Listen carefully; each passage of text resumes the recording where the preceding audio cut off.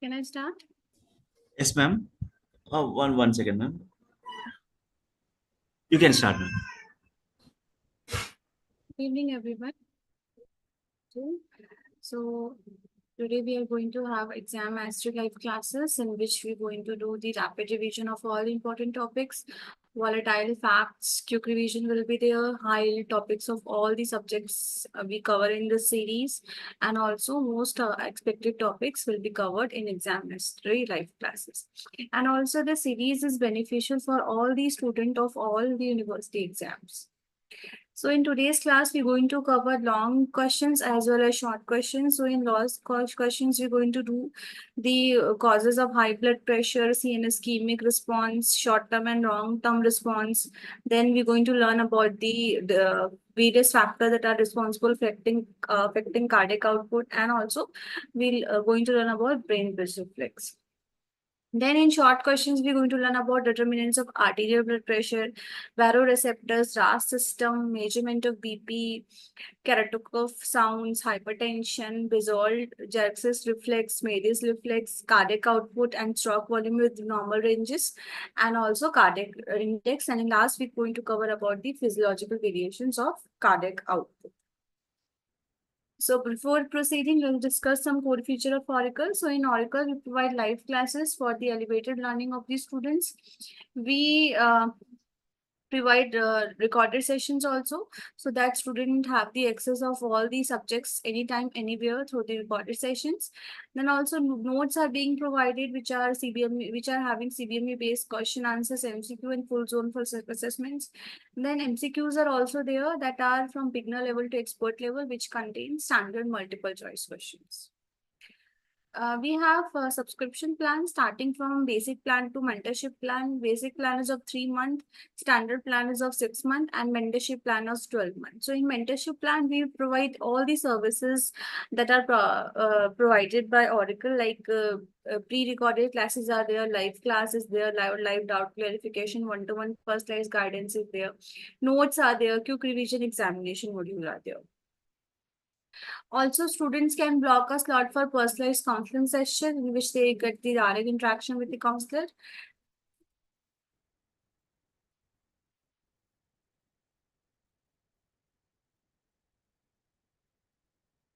So let's proceed with today's topic. First, we have cardiac output. So what is cardiac output? Cardiac output is basically the amount of blood pumped from each ventricle. Just a minute. And it is the most important factor in the CVS also, because rate of pump flow through different part of the body, it totally depends upon the cardiac output. Okay, so the cardiac output can be determined by using stroke volume as well as using heart rate. Okay, so first we should know that what is stroke volume. So stroke volume, because cardiac output is stroke volume into heart rate. So by using this formula, we can easily determine cardiac output. So what is stroke volume? Stroke volume is the amount of blood pumped out by each ventricle during each beat. Please remember, cardiac output during each minute, but stroke volume is during each beat. And also this stroke volume is the difference between end diastolic volume and the end systolic volume. Okay, so this is how we can determine by using we can determine cardiac output by using stroke volume. Then next we have heart rate. So heart rate, already we know what is heart rate. Heart rate is the beat that heart produces the beat each minute, right? So that is 72 beats per minute, and also the stroke volume is 70 ml per minute. Okay, and this is 72 beats per minute. Okay, so by using this formula, easily we can determine the value of cardiac output. Right now, next we have the physiological variations of cardiac output. So in physiological variations, we can easily determine it by using these various factors such as age, sex, body build, diurnal variations, environmental temperature, after meals, exercise, and high altitude. So like age. So we know that in children, cardiac output is less because of less blood volume. Okay. So cardiac output is always less in children because blood volume is very low, right? And cardiac index is more than that in adults because of the less body surface area. So if less body surface area is there, mean cardiac index will be greater, and if uh, cardiac index is greater means less body surface area is there. Okay, the next we have sex. Okay, so the in females the cardiac output is always less, and in males it is always greater, right? And also the cardiac index is more in females it present as compared to males because of the presence of less body surface area. The next we have body build. So body build means greater the body build, more is the cardiac output. If the person is having more body build, means the cardiac output also will be more. Then we have diurnal variation. So what happened whenever we are active, like during daytime? So we are physically active means the cardiac output will be more, force of contraction will be more, heart rate will be more. So cardiac output is also more. Okay, and cardiac output is low in early morning, and also it increases during daytime, and also it will depend upon the basal condition of the individual. Okay, then we have the environmental temperature. So there are moderate changes in temperature which cannot easily affect the cardiac output. But whenever there is increase in temperature above 30 degrees Celsius, so it will be always responsible for increasing the cardiac output. Okay, so more is the temperature, more is the cardiac output. Okay.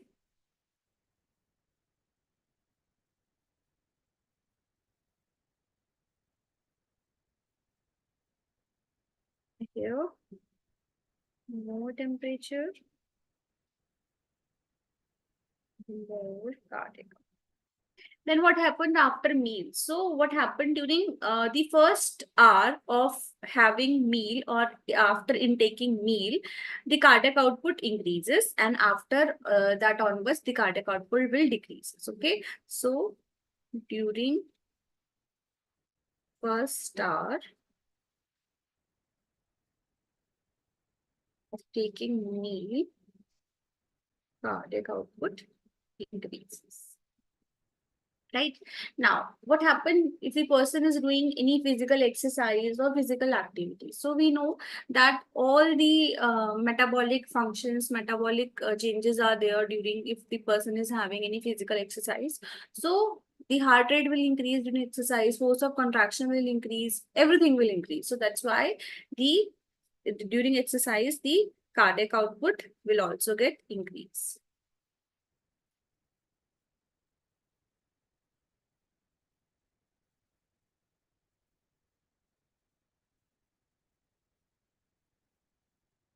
Then next we have high altitude. So in high altitude, the cardiac output increases because of increase in the secretion of adrenaline. Okay. So if adrenaline is increasing, means there will be increase in the cardiac output also. Okay. So cardiac output increases at high altitude. So these are the factors that are responsible for the affecting the cardiac output, and other factors are also there like posture. So whenever we change the position, means from sitting to standing, so that time the cardiac output decreases, right? Then during pregnancy, so during the later month of pregnancy, cardiac output increases by 40%. So increase by 40%. Then what happened during sleep? So cardiac output is slightly decreased or it is unaltered during sleep. Okay. So usually it get decreased or it remain unaltered. Okay.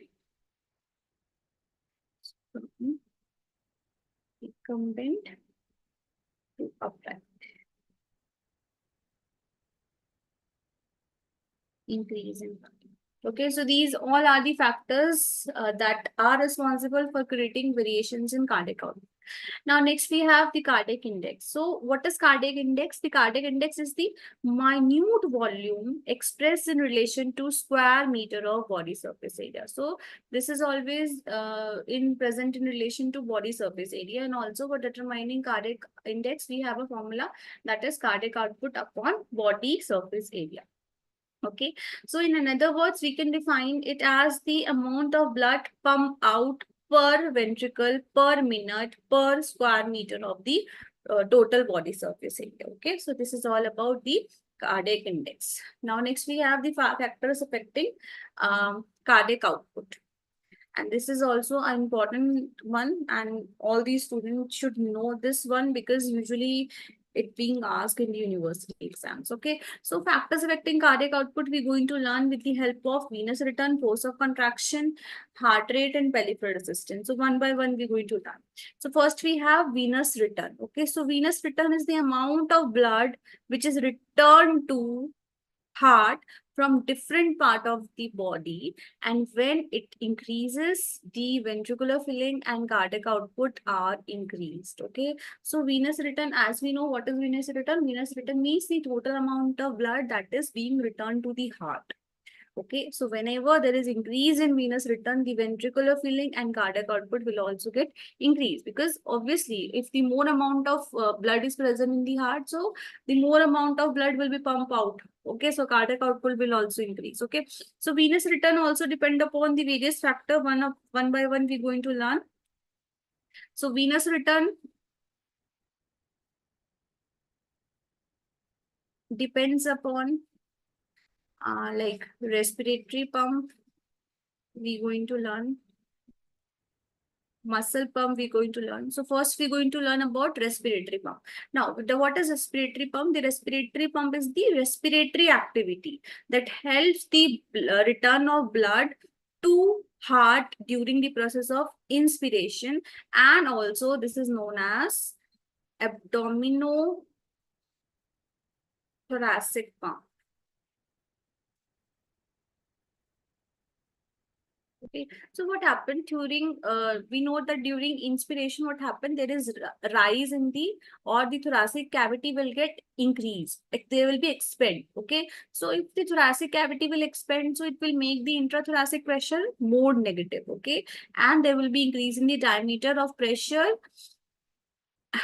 Sorry, it will be increase in the diameter of inferior vena cava, and that will result increasing of the venous return. Okay, so we can learn it like that during inspiration, there will be expansion of thoracic cage, which will create more negativity in intrapleural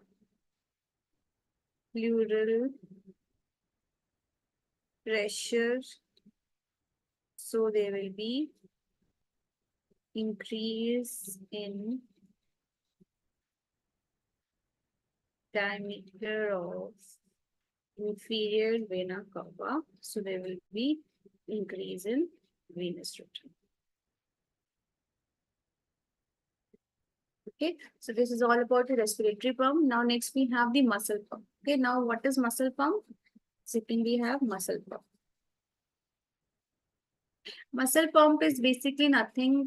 Basically, it is defined by the muscular activity that is performed by the body, and that muscular activity help in the return of the blood to heart. And during muscular activity, the veins are get compressed or they get squeezed. So due to the presence of walls in the veins, during compression, the blood is moved more towards the heart. Okay, so directly it's indicating that whenever muscular activity get increased, so that will also leads to increase in the venous rate. Right, now third we have the gravity. So we know that gravitational force is there. Okay, so gravitational force is responsible for reducing the venous return. Okay, so when a person is keep standing for a very long period of time, what will happen? The gravity causes the pooling of blood in the legs, and which is known as the venous pooling. And because of venous pooling, the amount of blood returning to heart get decreased. Okay, so if the person is keep standing for a very long period of time, so at that time the venous return will get decreased. Okay, so this is all are the factors that we need to discuss. Already we have done about respiratory pump. The respiratory pump, during inspiration, venous return get increased. During muscular activity, venous return get increased. During prolonged standing, venous return get decreased. Okay, so this is all about the venous return. Now next we have the force of contraction. Okay, so what is force of contraction? Means like by how much force the heart is able to contract. Okay, so cardiac output is always directly proportional to force of contraction. Means if the heart is contracting by more force, the cardiac output will be more. Okay, so according to Frank-Starling law, the force of contraction of heart is directly proportional to the initial length of the muscle fiber before the onset of contraction. Okay, so by this rule, we can easily determine that force of contraction is directly proportional to cardiac output. Okay, now this force of contraction depends upon two factors. First, we have preload, and second, we have afterload. Now we're going to learn that what is preload and what is afterload. Preload is the stretching of cardiac muscle fiber at the end of diastole. Okay, so cardiac muscle fibers are going to stretch at the end of diastole. So it is basically just before the contraction. Okay, and that occurs due to increase in the ventricular pressure that is caused by filling of blood during the phase of diastole, and also the stretching of muscle fibers increase their length, which increases the force of contraction and also cardiac output. Okay, so we can see that force of contraction of heart and cardiac output both are directly proportional to preload. More preload, more cardiac output, right? Next we have afterload. Okay, so afterload is the force against which ventricle contract and eject the blood. Okay, and force is determined by the arterial pressure, and at the end of isometric contraction period, the semilunar walls get open and the blood is ejected into the aorta, also in the pulmonary artery. So the pressure increases in the two vessels, and also ventricle have to work against the pressure to further ejection. Also, we can say the force of contraction is inversely proportional to afterload. Here it is, directly proportional. Okay. Now, next we have heart rate. So, about heart rate, already we know that cardiac output is directly proportional to heart rate. Okay. So, whenever there is moderate changes in the heart rate, there will be no effect on the cardiac output. But if there are marked changes in the heart rate, so at that time, the cardiac output is also going to affect. Means if the heart rate will be more, cardiac output will be more, heart rate will be less, cardiac output will be less, right? Then at the end, we have peripheral resistance. Okay. So now what is peripheral resistance? It is the resistance offered to blood flow at the peripheral blood vessel, and the peripheral resistance is the resistance or load against which the heart has to pump the blood. So cardiac output, in another time, we can say the cardiac output is inversely proportional to peripheral resistance. Means more peripheral resistance, less cardiac output, less peripheral resistance, more cardiac output, right? So this is all about the cardiac output. Now next we have the another thing, that is baroreceptors. The baroreceptors are the important one, and also it can be asked in the university exam. Okay. Now, what are baroreceptors? Baroreceptors are those receptors which give response to change in the blood pressure. Please remember, blood pressure. Okay. So that's why these receptors are also known as presoreceptors. Okay. Now, depending upon the situation, these baroreceptors are divided into carotid baroreceptors, and the second we have aortic baroreceptors. Okay, so carotid baroreceptors are situated in carotid sinus and they are present in the wall of the internal carotid artery near the bifurcation of common carotid artery. Okay, the next we have aortic baroreceptors. So the aortic baroreceptors are situated in wall of arc of aorta. And they are present in wall of internal carotid artery. Another thing that carotid baroreceptors are supplied by hearing's nerve, which is the branch of glossopharyngeal, that is ninth cranial nerve. Okay, and aortic baroreceptors are supplied by aortic nerve, which is the branch of 10th cranial nerve, that is vagus nerve. Okay, now another thing, if we talk about the function, so the function of baroreceptors can be determined by using this Mary's law. Okay, so baroreceptors are mainly responsible for the regulation of heart rate through this Mary's reflex, and there is stimulus for this reflex which cause increase in the blood pressure. Okay, so first of all, we should know that what is this Mary's law. So according to this law, the pulse rate, which represent heart rate. Okay, so the pulse rate is inversely proportional to blood pressure. Okay, according to this rule, the heart rate or the pulse rate is always inversely proportional to blood pressure.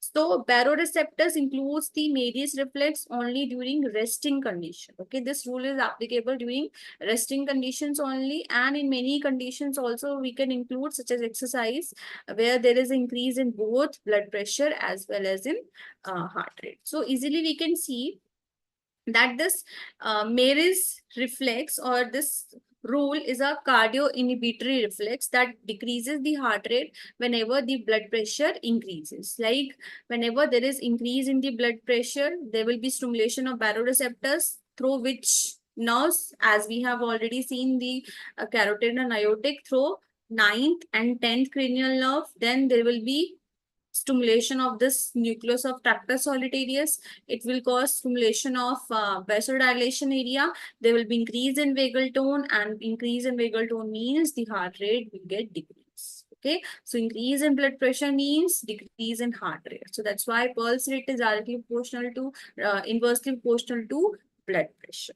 Okay, so this is all about the Mary's law. Now next we have the brain bridge reflex. Okay, now what brain bridge reflex says? So this is a cardio accelerator reflex, okay, that increases the heart rate when venous return is increased. Okay, now as this reflex arises from right atrium, it is need to remember that this reflex is arise from right atrium. So that's why this is also known as right arterial reflex. Now, whenever there is increase in venous return, okay, so increase in venous return is responsible for the distension of right atrium, and there will be stimulation of stretch receptors. So we can learn this brain bridge reflex by using a flow chart. So whenever there is increase in venous return, so there will be stimulation of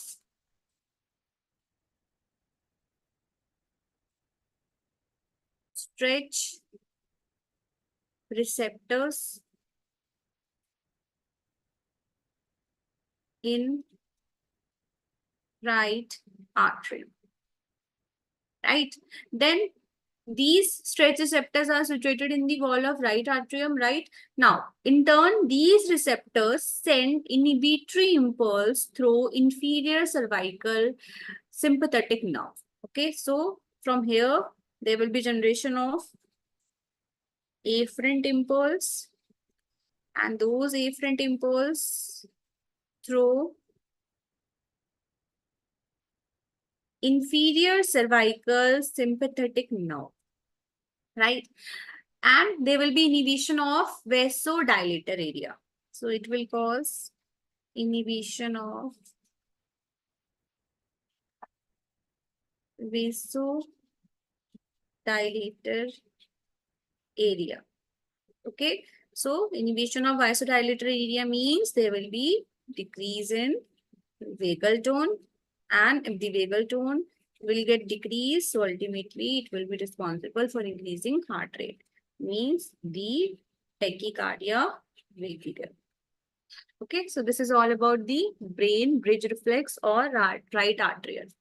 Right now, next we have the another one, the important one, that is this basal gyrus reflex. Okay, so this is the reflex that is characterized by bradycardia and hypotension. Okay, and both the decrease in heart rate and decrease in blood pressure is caused by the stimulation of chemoreceptors. Now, what are chemoreceptors? Chemoreceptors are those receptors which are responsible for detect change in the constituents of blood. Okay, so these chemoreceptors present in left ventricle by substances, and those substances such as alkaloids are there. Okay, so this is also known as coronary chemoreflex.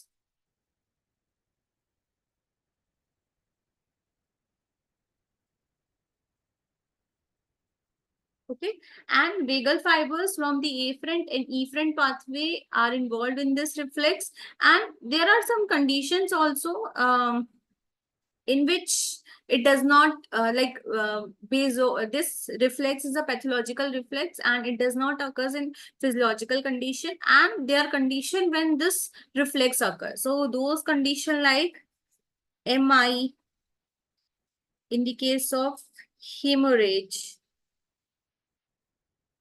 in the condition of syncope, then aortic stenosis. So these are the condition in which this reflex can occur. Okay. Now next we have the arterial blood pressure. Okay. So we're going to learn about arterial blood pressure, and also please remember that this topic is very, very important for the university exam also. Okay, so what is arterial blood pressure? Arterial pressure can be defined as the lateral pressure exerted by the moving blood on the walls of the artery, and this is the measurement of force applied to artery wall.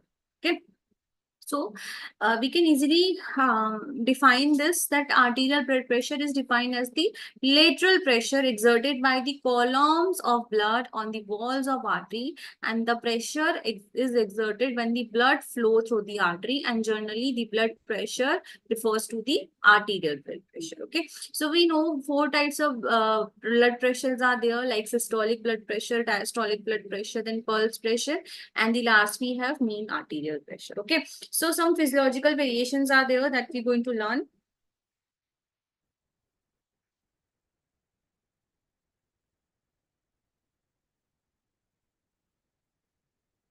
So in physiological variations, first we have the age. Okay, so we know that as the age increases, there will be increase in the blood pressure. Okay, and they both systolic and diastolic blood will show different variations. Then in sex, so in the females, up to the period of menopause, the arterial pressure increases and decreases, and the blood pressure in females is always less than in the as compared to males. Then next we have body build. So please remember that the pressure is always more in the obese and the pressure is always less in the lean person. Then the variations according to the day and night time.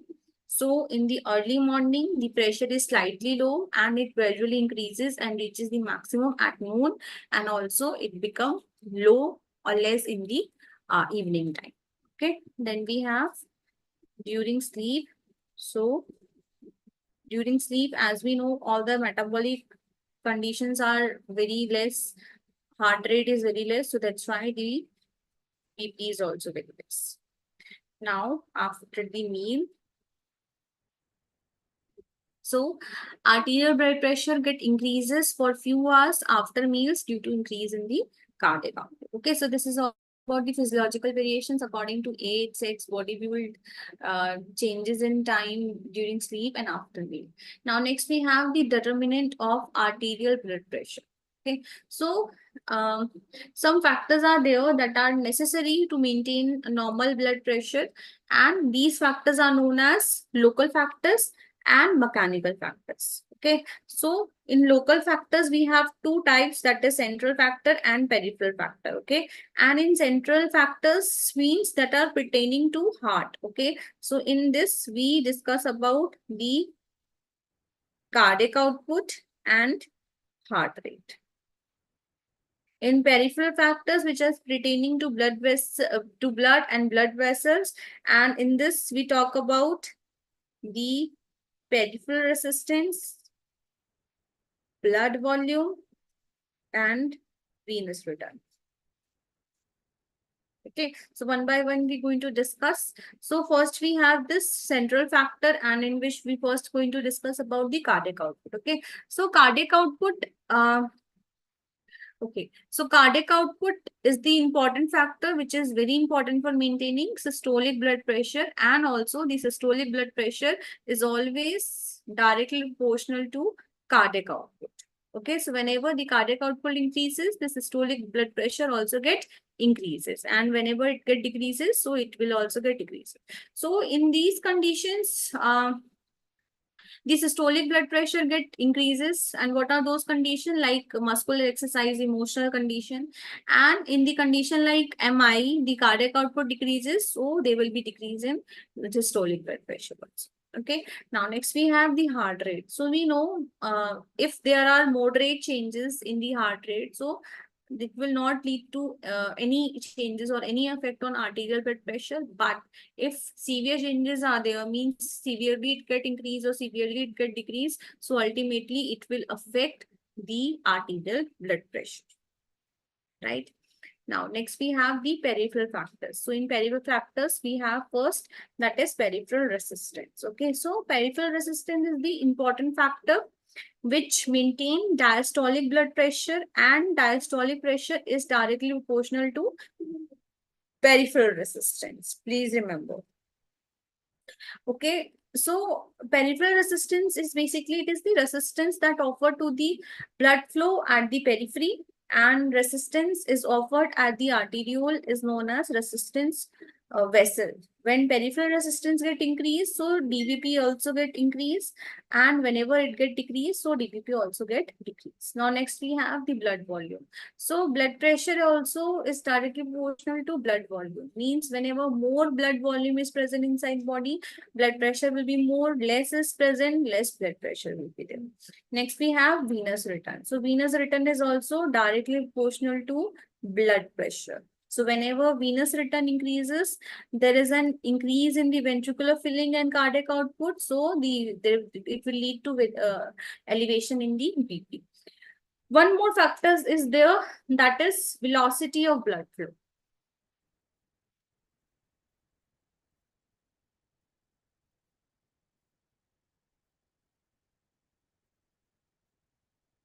Velocity of blood. So the pressure in a blood vessel is directly proportional to velocity of blood flow.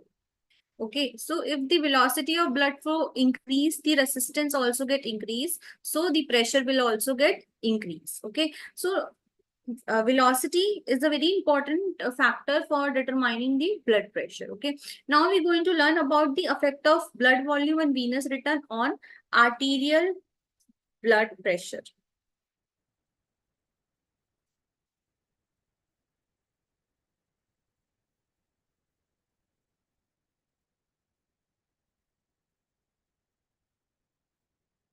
Now what happened, whenever there is increase in blood volume, it will lead to increase in venous return.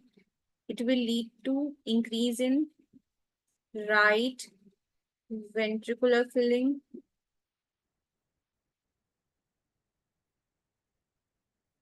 So there will be increase in cardiac output, and it will lead to increase in BP.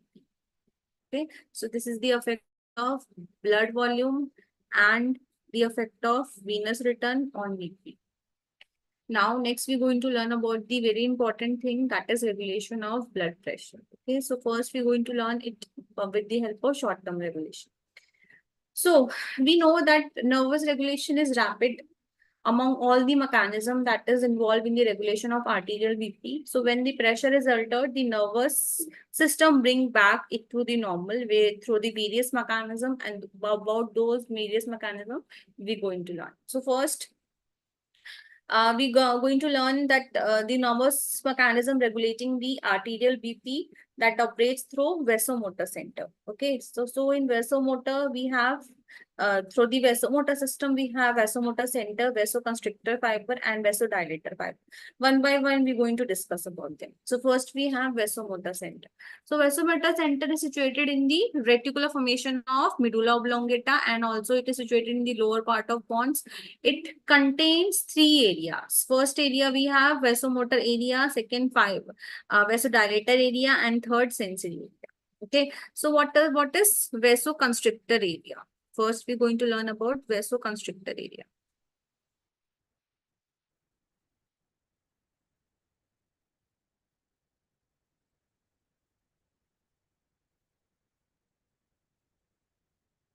So vasoconstrictor area is also known as pressure area, and it forms the lateral portion of vasomotor center. And vasoconstrictor area send impulse to the blood vessel through sympathetic vasoconstricting fibers. So stimulation of these area will cause the vasoconstriction, and they will rise in blood pressure. Next we have vasodilator area.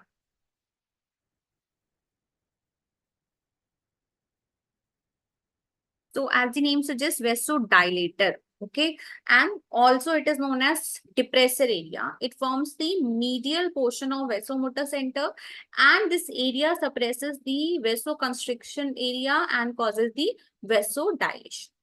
And the last final we have sensory area. These are all area present in vasomotor center. Okay, so what is sensory area? It is present in the nucleus of tractor solid areas, and this area receives sensory impulse through glossopharyngeal and vagus nerve. Both are involved from the periphery, particularly from the baroreceptors, and sensory area in turn controls the vasoconstrictor and vasodilator. These two areas are controlled by the sensory area. Now, next we have this vasoconstrictor fibers. So this belong to sympathetic division of ANS, autonomic nervous system, and these fibers causes the vasoconstriction by the release of neurotransmitter, and the most important neurotransmitter is noradrenaline, and noradrenaline act through the alpha receptors of smooth muscle fibers in blood vessels, and the vasoconstriction fibers play a very important role in the regulation of blood pressure. Then the last we have this vasodilator fibers. So also it has three type of fibers that we're going to learn. First we have parasympathetic, sympathetic vasodilator fibers. So what are these fibers? Basically, these are responsible for causing the dilation of blood vessels by releasing acetylcholine. Then next we have sympathetic vasodilation fiber.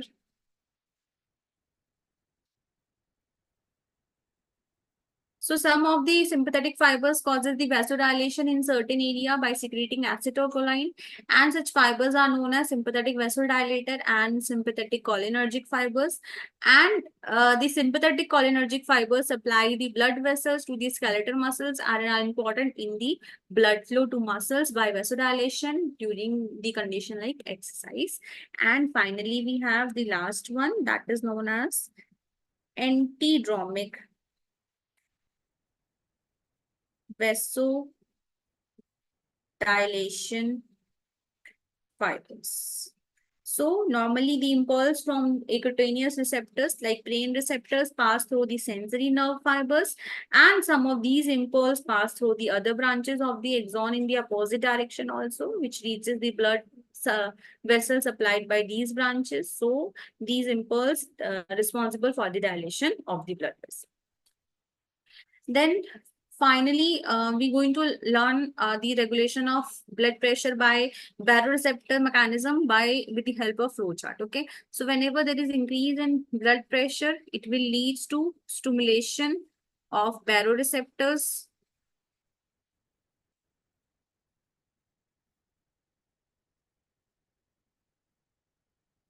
So impulse generated through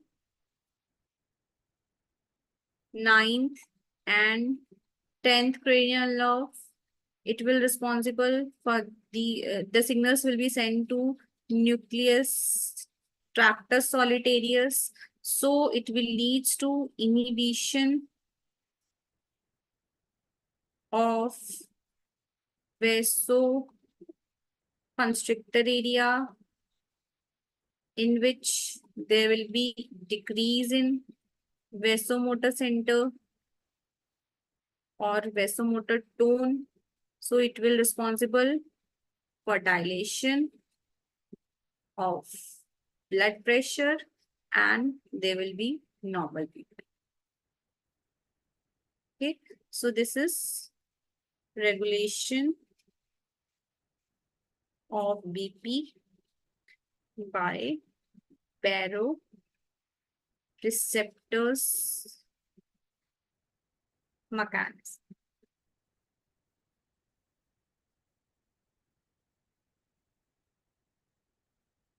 Okay, fine. Now next we have RAS system. So basically RAS system, whenever we talk about RAS system, means we are talking about long-term regulation. Okay, so RAS system is a very important system and we're going to learn about RAS system.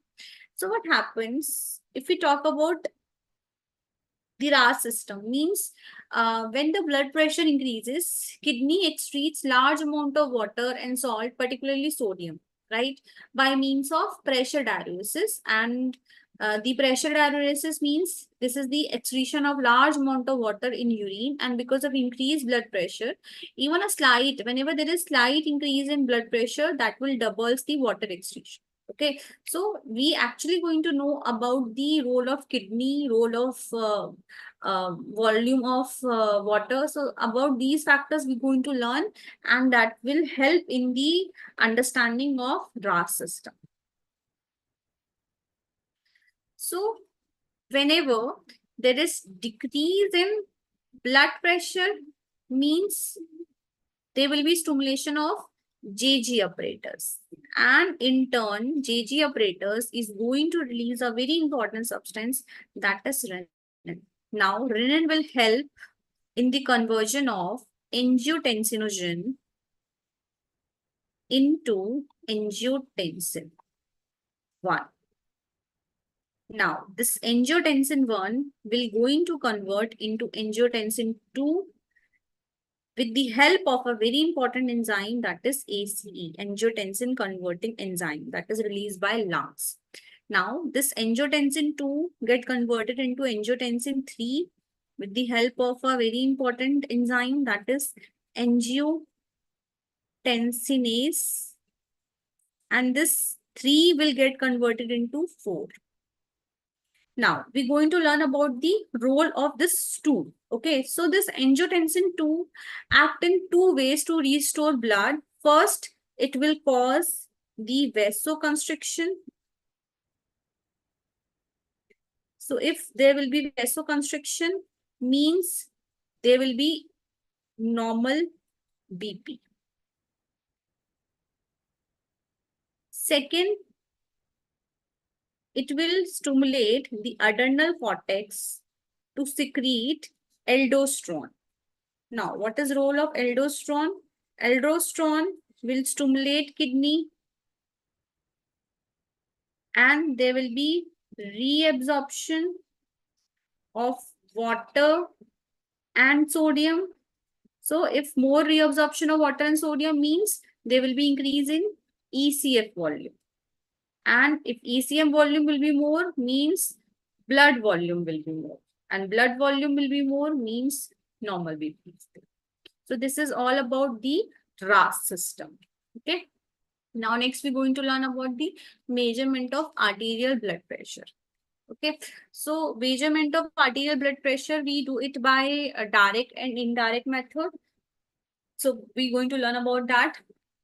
So direct method is used to measure the blood pressure in animals usually. Okay, and what happened in this direct method in this carotid artery is cannulated and connected to a mercury manometer. By using a kymograph, the blood pressure can be recorded continuously in the form of graph. But these days we are not using this direct method because many disadvantages are there, like of infection is there. Okay, so injury is there. So we use these day indirect method. Okay, now what happened in indirect method? Again, the indirect method is used to measure the arterial pressure in men as well as in animals. Okay, so we can determine it by using this palpatory and auscultatory method. Okay, now what is palpatory method? The palpatory method, in palpatory method, the first radial pulse is felt, and just give me a minute. And the pulse pressure increases in the cuff by inflating the air into the cuff with the help of a hand pump. While during this, the mercury column in the sphygmomanometer shows the pressure in the cuff.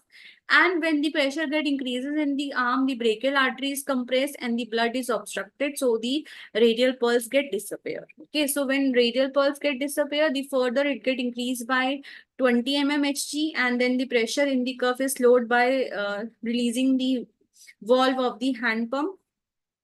And this is done by feeling the pulse and simultaneously watching the mercury column in the apparatus. So pulse is noted when the pulse reappear. So this is how the palpatory method can be done. Okay, then next we have auscultatory. So auscultatory method these days considered to be the very accurate method to determine the arterial blood pressure. And after determining the systolic pressure in the palpatory method, the pressure in the cuff again raised up to 20 mmHg above the level, and the brachial artery is occluded due to compression, and chest piece of the stethoscope now placed over the antecubital fossa here. Okay, and again the cuff is slowed, deflated. While during so, the series of sounds are heard through the stethoscope, and these sounds are known as uh, crotocough sounds. Okay, so about crotocough sounds also we're going to learn. Okay, so this is how we can learn, or we can determine the indirect method by using the auscultatory and palpatory method. Okay, now we're going to learn about the different phases of chorod cough sound. Okay, so first we have the first phase. So in first phase, it appears as the tapping sound. Tapping sound means it is indicating the systolic blood pressure. Then second we have, it gives the murmuring sound. In third phase, it gives gong sound.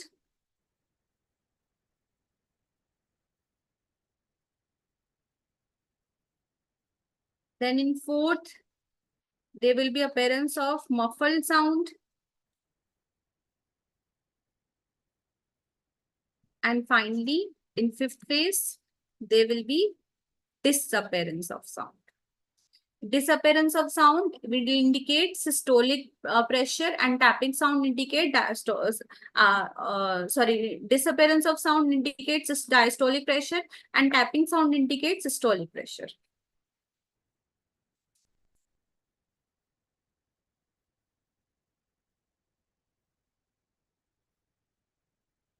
Okay, so this is all about this chorod cough sound. Now, next we have the very important topic that is usually asked in the examination, that is hypertension. Okay, so hypertension means the increase in the blood pressure. Okay, so it is defined as the persistent high pressure, and clinically when the blood systolic pressure remains elevated above 150 mmHg and diastolic blood pressure above 90 mm. Okay, so usually we consider the normal BP as 80 by 120. So when systolic become more than 150 and diastolic above 90, so it is considered to be the hypertension. Okay, So if we talk about the types, so two types mainly we have. The first we have primary. In primary also we have two subtype, that is benign and malignant. And second we have the secondary. So first we're going to learn about the primary. Okay, so primary hypertension is the elevated blood pressure in the absence of any underlying disease. So it is considered to be as the essential hypertension. Okay, so what happened here? The arterial blood pressure increases because of increased peripheral resistance, and the increased peripheral resistance can be occurred due to any unknown cause. Okay, the next in primary we have the benign. Benign means occurring suddenly, okay, or for a short term. Okay, so this is the high blood pressure that does not cause due to any problem, and this is defined as the essential hypertension that runs a relatively long and symptomless course because it is occurring very suddenly. Okay, then the malignant hypertension is considered to be the severe form. Okay, severe form of the hypertension. Okay, and this is also known as accelerated hypertension. And in this case, what happened? The blood pressure elevated to a very great extent. It can goes up to 250 mmHg. Okay. Now, next we have the secondary hypertension. Secondary hypertension occurs due to some underlying disorder. Okay. So various disorders are there. Like if we talk about the CVS, so it can be occurs in the condition like atherosclerosis. Okay. Then in endocrine. Okay, so in endocrine, it can be developed because of the hypertension of some endocrine gland, like hypersecretion of catecholamine, hypersecretion of aldosterone. Then also it can occur due to renal disorders. In renal disorders, like if there is any stenosis is present or tumor is present in JG cells. So various causes are there that in which the hypertension can occur. So this is all about the today's CVS class. So we have all covered all the important topic. I hope you find this class more helpful. So if you have any doubts, so you can connect us with through the various social media platform like YouTube, Instagram, Facebook. So thank you so much for watching my class.